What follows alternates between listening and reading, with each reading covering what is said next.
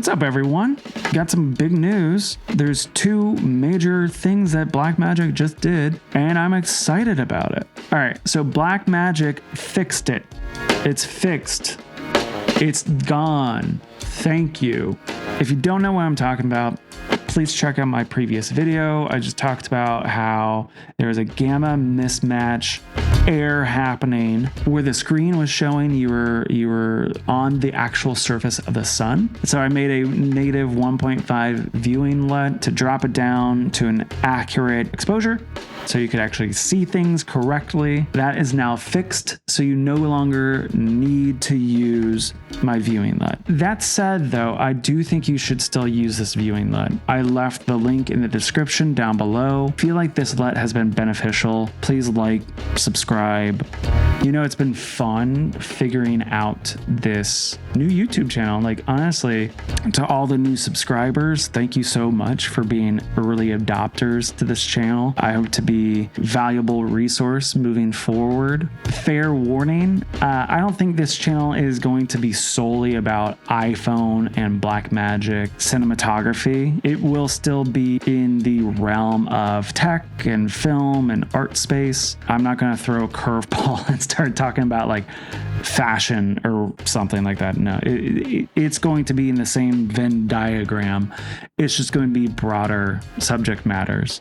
Like right now, I'm working on my next video, which is going to be about the Sony Picture Core app that just released on the PS5. It is quickly turning into a rabbit hole and a rant. So look forward to that one. Okay, so why still use the negative 1.5 viewing LUT that I made? It's a very well documented workflow. This way of exposing is Blackmagic app specific. If you plan to use the iPhone's native app, then I would actually encourage you to watch Patrick Tomaso's YouTube video, which I've included the link in the description, where he discussed actually underexposing the log footage by about one stop, I think he says. His reasoning is because if you try to overexpose, that ISO just goes straight through the roof. So if you're using the native app, this doesn't apply. This is fairly unapplicable. So if you plan to use the native app, check out that video, link in the description. Switching back to the Blackmagic Camera App, you have the flexibility to set the ISO. This makes it suitable for adopting a more traditional log exposure practice. For example, S-Log3 is known to be a light-hungry log format. To maximize its potential, it's recommended to expose it about a stop and a half over what Sony recommends on its white paper, and then dropping that in post. That gives you clean shadows. There's a lot of highlight flexibility in S-Log3. You're capturing more data in the top end of your image, so you're really maximizing the codec. And I would say with the iPhone's sensor, as small as it is, man, I want to get as much light on that sensor as possible. Thanks to Gerald Undone, we roughly know the native ISO of the iPhone, which is 1250. I haven't done a massive amount of testing using that ISO. I don't know how noisy it is. I'm assuming it will have a good amount of noise. You throw it into Blackmagic, I get the feeling that it'll clean up pretty nicely. For me, it's a toss-up. I'll have to look. I think in typical situations, just dropping that exposure would probably be the best bet. Now, on the 0.1% chance Blackmagic sees this, I have a feature I would love to have you add, and that is the rolling wheel of ISO is great. You can get very granular with that, and I actually really enjoy that. Could you add like a true base ISO? Like, could you denote it and maybe put some buttons of like 100, 200, 300, et cetera, et cetera, et cetera, so that it doesn't have to be the wheel, because it does get a little touchy. Like setting it to 1250 exactly does get a little dicey. So some button options of just set ISOs would be pretty awesome. Thank you. Also to Blackmagic, why'd you go so hard? Like, this feature is insane, and I don't understand why you implemented it. Like, this is a version 2.0 release, and you just did it in a 0.1. I love you. This goes so hard. If you have the Tilta Nano follow focus or the Tilta Nucleus-M, you can pull focus wirelessly. You can start stop wirelessly. You just switch on Bluetooth and connect via Bluetooth, and you have full wireless control of your camera via the Tilta Nucleus. That feature goes so hard and so above what I was ever expecting. I can record using this. So I can like pull focus and everything. I don't know if you can see this. Pull focus. And stop record. And I can zoom in. Nice and slow. I mean, that is goofy. Let's list through the current feature set the iPhone 15 has unlocked.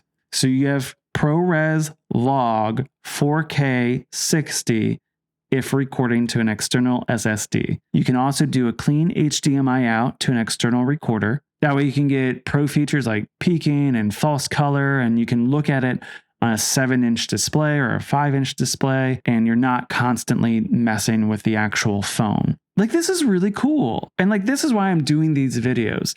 I'm not an iPhone videographer. I'm just so curious around these features. And that curiosity butts up against the biggest hurdle for me. Use case. For me, I will never pick the iPhone first. Like, that's just not, I'm not going to do that. I just feel like if I'm rigging this camera up to the point in which I have an SSD and an external monitor, shooting 4K log with a wireless follow focus, like, yeah, why not just shoot it with a true camera that allows for interchangeable lenses that will actually give me a decent depth of field and bokeh and all these other lovely features like XLRN and time code and this, that, and the other. Like, I don't disagree. It's very cool. I just don't know how many professional use cases there are that I would pick this as my dedicated camera. It's just not my world, to be fair. Now, what I will say, if you don't already have a dedicated camera, this iPhone is amazing. And I do think there's a lot of like YouTube vloggers that this could be a godsend, where they can really rig it up. They pay for the iPhone, which is $1,000, right? But you can do an upgrade, or you can do it monthly, and it gives you all these other features. You can edit on your phone. You can do a lot with it, and you get really good image quality. So for me, I'm butting up to my use cases, but I do see that there is a lot of potential for YouTubers, vloggers, social media content creators. I mean, honestly, I would say this is probably better than 99% of prosumer little digicams. You know what I'm talking about? Like, I would, yeah, I guess there you go. I've answered my own question. That's the use case. If you're doing those cinematic vlogs that I love to watch that are like really slow and just like a vibe, especially if you're shooting by yourself, now you can just get the Tilta Nucleus, which I think is a couple $100, external monitor facing you, have a little tripod for your iPhone, pull focus, get in focus, record. I could see that really speeding up a lot of people's lives. So, okay, I see a lot of content creators loving these features. If you found this video helpful, please like and subscribe. I'm really excited to grow with you and create a community here that's a little off the beaten path in the tech YouTube space. I want to do a little something different. Have a little fun with this. Leave comments down below. What are other YouTube sayings? Like, subscribe, say hello to your mother. She seems sweet. You probably don't call enough. You should call. So, okay, cool. Bye.